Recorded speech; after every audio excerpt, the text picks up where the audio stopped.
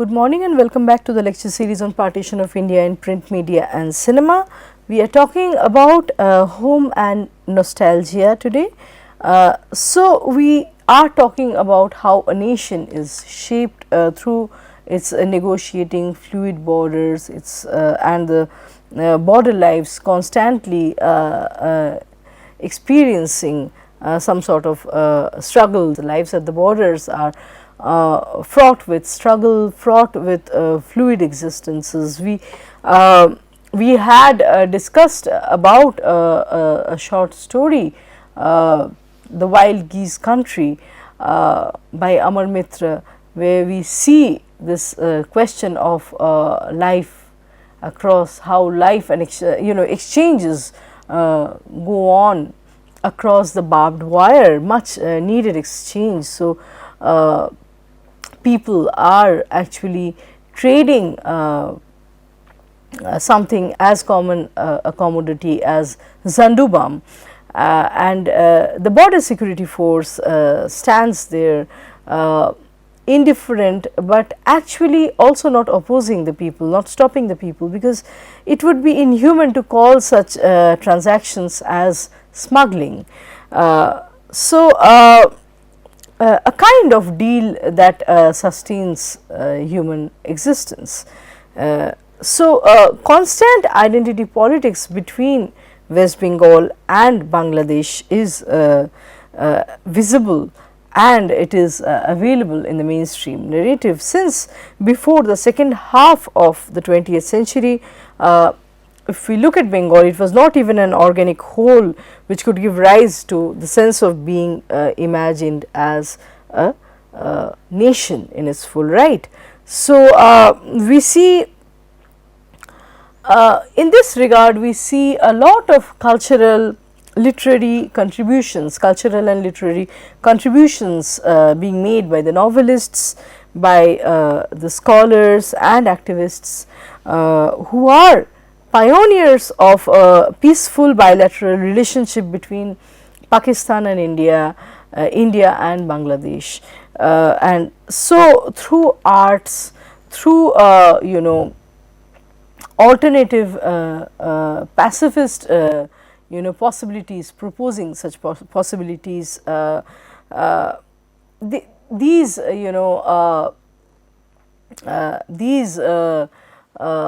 activists and artists are trying to imagine human relationships in a different way, through a different language than is offered by the discourse of nation and nationalism. They have a different language to offer through their poems, their writings, through stage acts, plays, through intercultural exchanges, and through scholarship. So, if we look at history, we see that Bengal's borders were actually redrawn 5 times between 5 times even before the India's partition. In 1947, the northwestern provinces were taken out of the presidency of Bengal in 1835, in which Arakan became part of Burma. 9 districts from the east had split off from Bengal and formed the province of Assam in 1874. The Chittagong and Chittagong Hill tracts were transferred from Bengal to Assam in 1892, and then the infamous Lord Curzon partition that resulted in the formation of East Bengal and Assam in 1905. And when this 1905 division was revoked in 1911, Bihar and Odisha were removed from Bengal's province. They had become separate states. So, Bangladesh itself marked a culmination of 3 immediate partitions. One, in 1905. So, with Bangladesh, with the formation of Bangladesh, we see Bengal actually mutating three times in history. Once in 1905 and then in 1947 and finally in 1971 with the Liberation War. So, what Leonard Gordon states here is I mean applicable to all victims of partition from both sides of the border. So, whether Hindu or Muslims, they actually have multiple identities. At different moments, members of both communities have had to make choices about their primary identifications and their nationalities, and this becomes very true in the case of the Bengalis, especially as I mean in the eastern side we saw an additional an additional face off between West Pakistan and East Pakistan, which led to the formation of Bangladesh. So, at every point the people have to define themselves, they have to realize which facet of their identity is more important than the other. For example, are they more Muslims than they are Bengalis? Are they Bangladeshis because they are not Indians, or they are Bangladeshis because they are not Pakistanis? So, whenever we become something, we also at the same time we also choose not to become something else. So, we become something through negating another possible way of being. So, which identification is more important? Is it an identity based on language, or is it an assertion of one's moving away from the Hindu caste system and caste grid and thereby becoming a Bengali Muslim?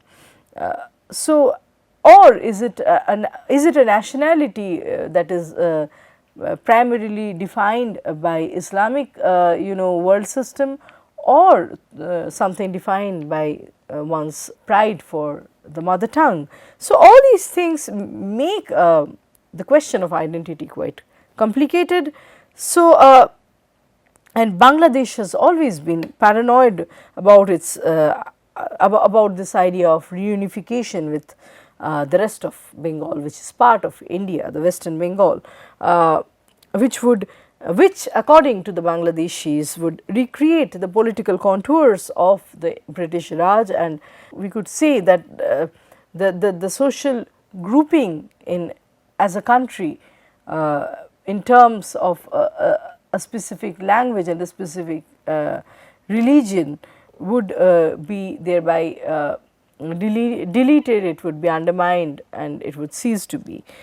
So, Latif notes that the irony is that it is the refugee ejected by one side and rejected by the other who straddles the two parts of Bengal in the restless wanderings of his mind across the man-made border.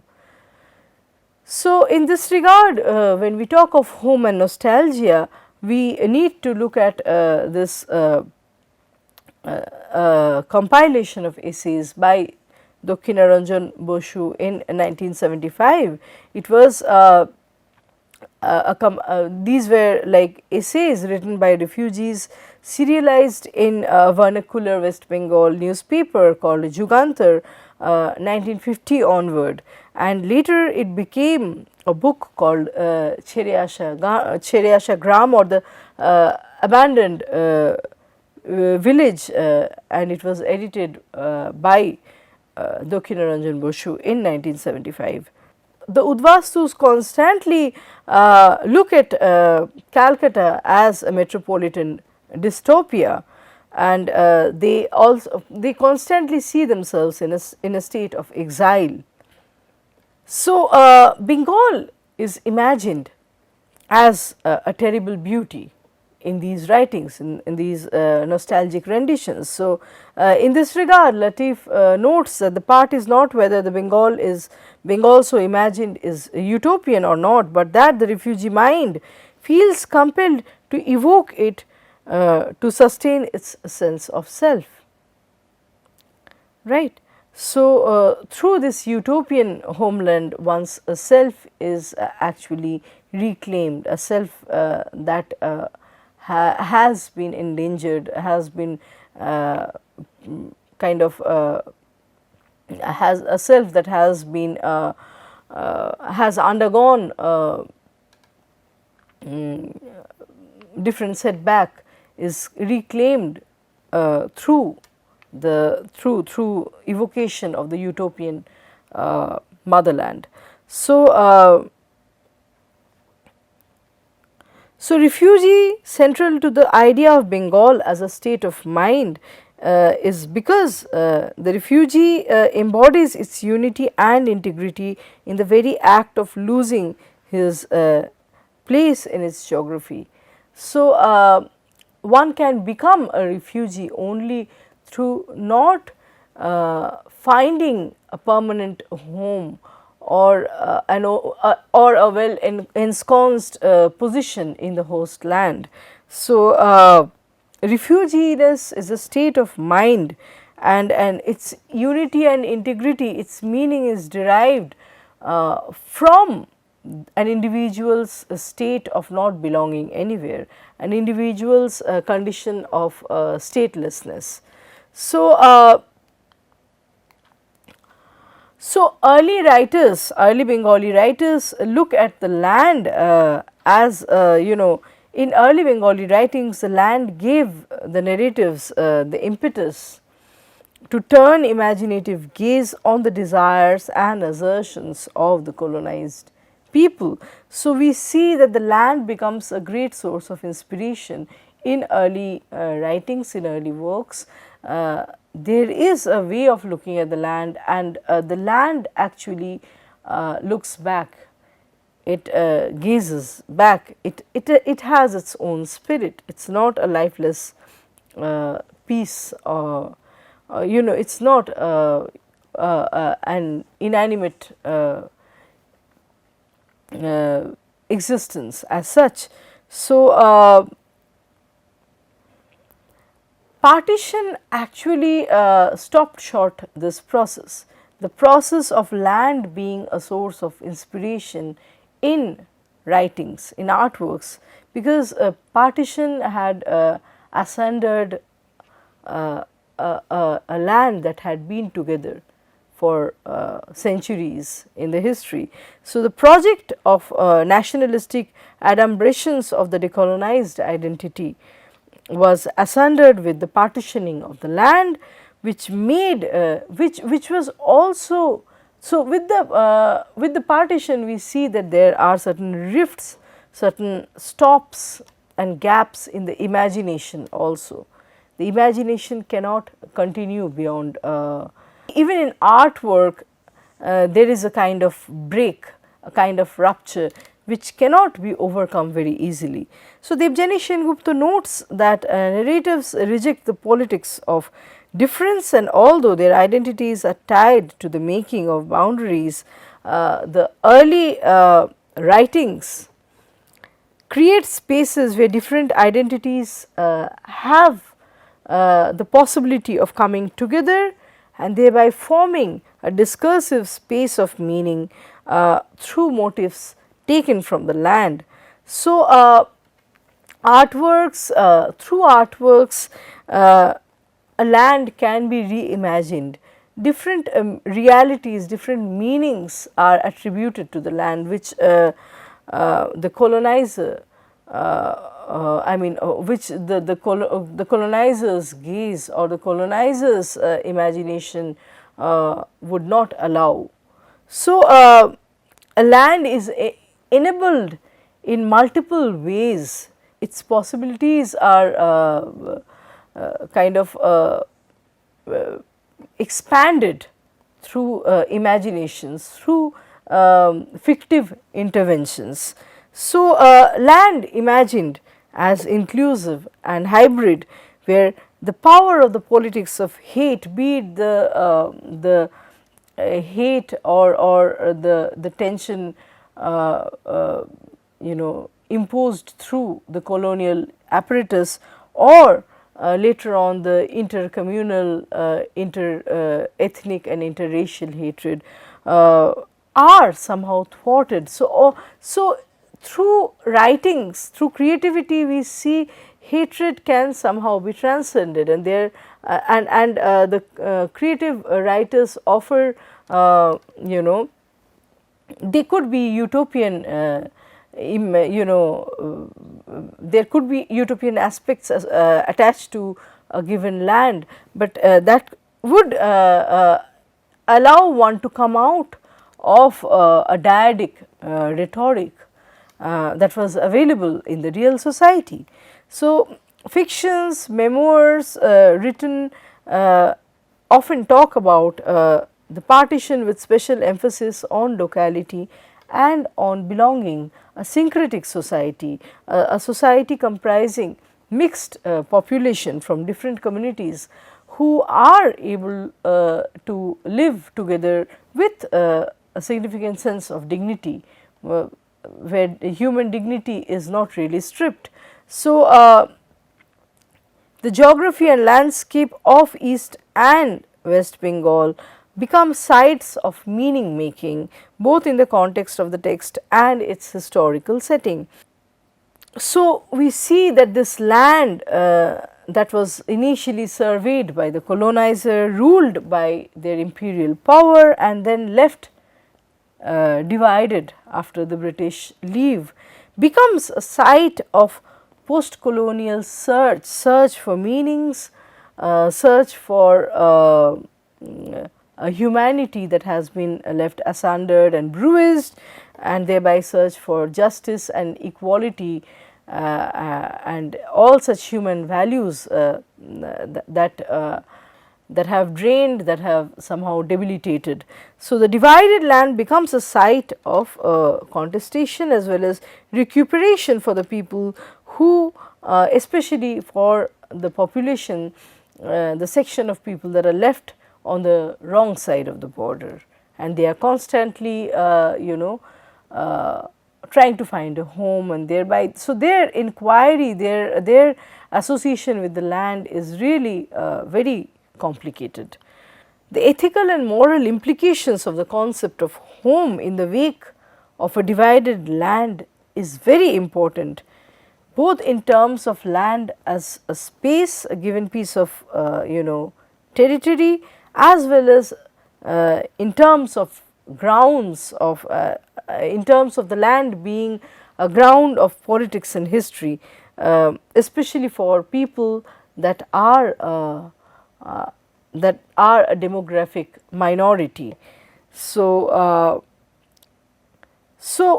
when there is this determined discourse of belonging elsewhere, apart from the place where one is physically located, the concepts of territoriality and finality of nation states are complicated in the South Asian context. The artworks therefore dislodge the binary oppositions of religion regarding the question of citizenship and belonging, and they seek new alignments. They concoct new possibilities, new identities which can be marked across the borders of the post-colonial nation states. So they also question the cartographic lines. If not question, creative writing gives some license to play around with the lines that have been imposed from above. So a lot of critics actually say that creative writings, creative writings are not grounded in reality. Its correspondence with facts is hardly there. But then the literary persons, the creative artists respond by saying that the formation of nation state, the Radcliffe line itself is also very arbitrary. So something that is arbitrary but taken so seriously in the official discourse can be can be played around with, can be tampered through fiction, through fictional possibilities, new meanings being imbued to partition, which might not have any truth claim. So, the boundaries which are based on political hegemony problematize the idea of identity and homogeneity of a nation. Living on border signifies living where the spaces are overlapping. Bhabha calls Homi Bhabha calls borders as a space of intervention emerging in the cultural interstices that introduces creative intervention into existence. So, who one is, where one would like to see oneself, and what one would like to call as a home, where else one's real home is. I mean, it is also through creativity the question of human agency also becomes important. How humans are agents in calling a place as their home and others as not. It is a way of getting back at a history that has rendered ordinary people a status of puppets. So, through the writings, people try to overcome this legacy of trauma that the South Asians from 3 abutting countries now, India, Pakistan and Bangladesh, are dealing with.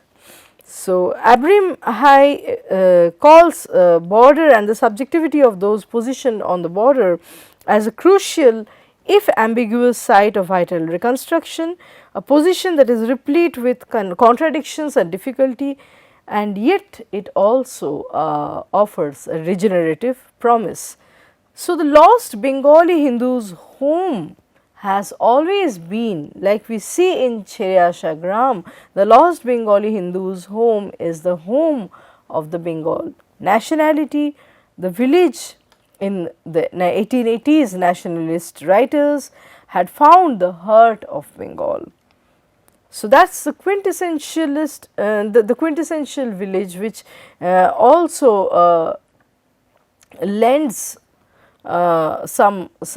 it lends legitimacy to the nationalist construction of home. So, in Cheryasha Gram or the abandoned village, the native village is pictured as both sacred and beautiful. Communal violence in this context, in the context of such a utopian village, is seen as an act of defilement, as a kind of anomaly, and it is a sacrilege against everything that is pious and beautiful in the Hindu Bengali understanding of what home is. I would once again, it harkens back our discussion on Nilkantha Pakhir Khoje by Atin Bandyopadhyay. It is exactly depicting this village, where the Hindu zamindar's domination over the Muslim peasant is normalized. The peasant protest is never a thing, never a possible thing in the horizon. So, the Muslim subordination, working as a landless tenant in the land and being a loyal servant at home is part of the a harmonious ecosystem. So, the partition becomes a cacophony, a kind of breakaway or a kind of disruption to this continued timeless, time immemorial picture of pristine beauty. So, the remembered village would derive some of its values from the associations with the nation's antiquity and anti-colonial struggle. So, we see how the village actually penetrates with the lattice of the nation and nation making. Often these villages and we would continue talking about this in our next class, where we see many plays talking about one son from the middle class Hindu family joining the Swadeshi movement.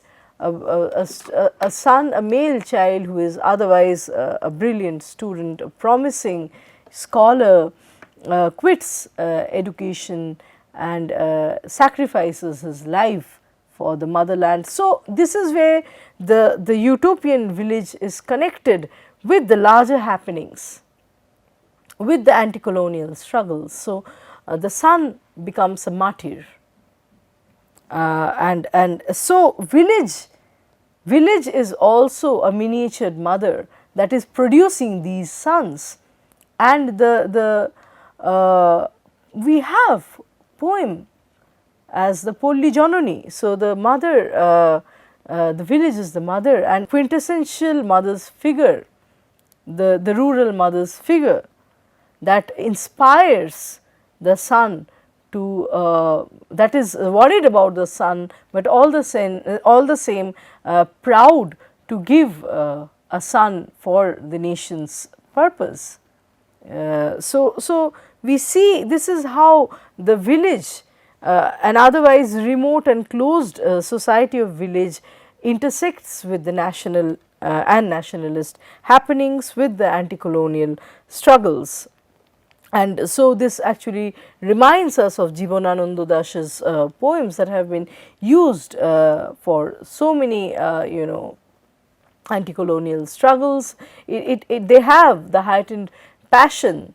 Jibanananda Das's poems have heightened passion about the rural society. So, he says in Ruposhi Bangla, I have seen the face of Mother Bengal, so I do not want to see the rest of the world. It has also been criticized as a very parochial imagination, but something that is invested with something that is charged with a lot of sentimentality, a lot of it is highly and deeply emotionally, it is deeply invested with emotion and with the author's conviction. So, village in a state of idyllic present is invaded by the beast of communalism. It comes out of nowhere.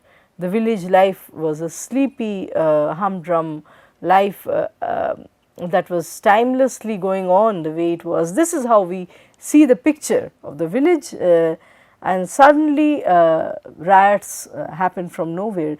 There is thereby we see no confession about the naturalized violence and hegemony, and the naturalized caste gradations and job or task gradations, hierarchies in tasks that village life would very much support, which is why the minority sections would always remain poor peasants, whereas to the behest of the majority that were landlords and zamindars. So, Tagore, Bankim Chandra contribute to the urban imaginings of the countryside that had been developing 1880s onward.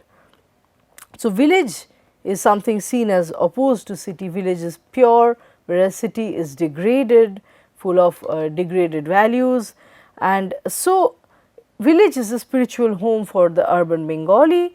East Bengal riverine landscape, a landscape surrounded by rivers, bestows new poetic literary perspectives. We have similar imagination in Punjab, when Punjab is the rustic lands of Punjab are the rustic lands of Punjab are referred to as Sonedi Chiriya.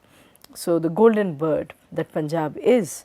So, in the case of Bengal, we see Tagore as a landlord and Nirad C. Chaudhary as a salaried clerk, making numerous colonist impressions about of the rural Bengal. They are rooted in Calcutta, and they visit the countryside on for outings, for some visit. They in the capacity of an outsider to the village society, and they describe the natural scenery through studied sensibilities of European art and poetry. Their way of seeing, their perspectives are shaped through the Western prism of thought, the Western romanticism, especially in the case of Tagore. So, Sharat Chandra's Polli Samaj